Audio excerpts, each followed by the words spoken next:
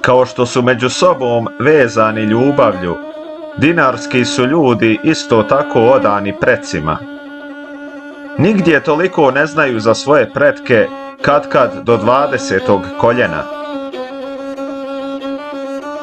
Naročito u Crnoj Gori niđe ih toliko ne vole, ne poštuju i ne misle o njima.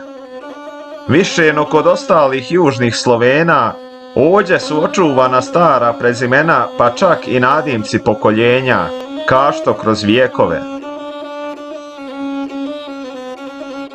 Sa oca na sina se predaju imena predaka. Potomci ih pamte, znaju njihovu postojbinu, uzroke i prilike njihova iseljenja, njihove najizrazitije osobine i najglavnije događaje iz njihova života. Često imaju stare čitulje u kojima je zabilježen njihov rodoslov.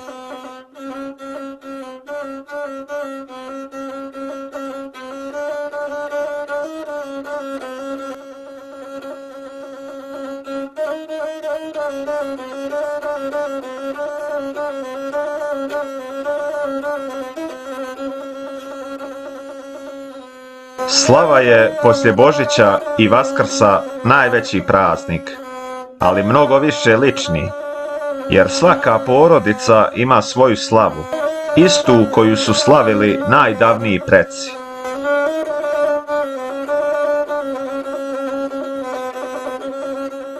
Slava je prije svega svetkovina u spomen predaka. Počinje vjerskim obredom u kome se sveštenik moli za duše predaka. To je prekada. Najveća je briga jedne porodice da ima nasljednika koji će naslijediti i održati slavu. Nesreća je biti učesnik bez muškog poroda.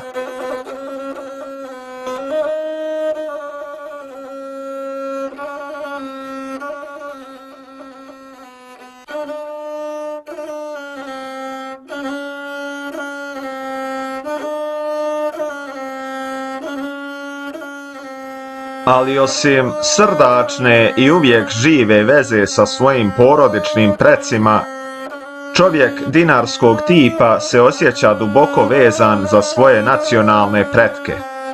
Smatra da ima još jednu stariju i slavniju lozu, onu svojih kraljeva i careva, svojih slavnih junaka iz doba Nemanjića i Kosova.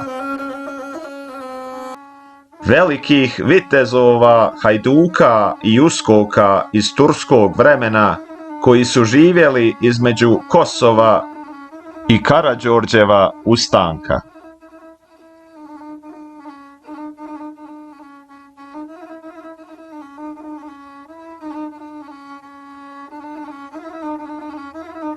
Svaki dinarski seljak smatra nacionalne junake kao svoje pretke. Sa dubokom nacionalnom i ljudskom osjećajnošću on mislima učestvuje u njihovim velikim djelima i u neizmjernim patnjama, mahom hajdučkim patnjama, onima o kojima pjesme kazuju.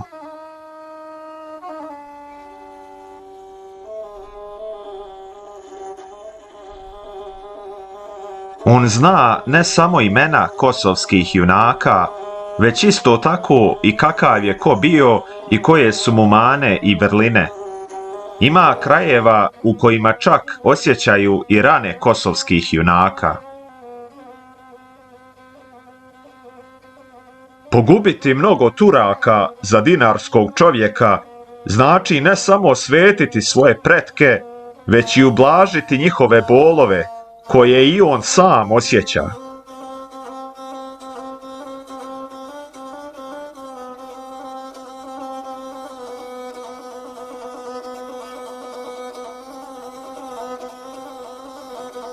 Svaka je grupa obožavala po nekoga junaka. Svi Crnogorci stare Crne Gore smatraju Miloša Obilića kao svog duhovnog pretka. I ne samo da misle o njemu i da mu se dive, već ga i sanjaju. Kad god su činili junačka djela, razmišljali su i prepirali se da li bi Obilić tako uradio i da li su se približili Obiliću.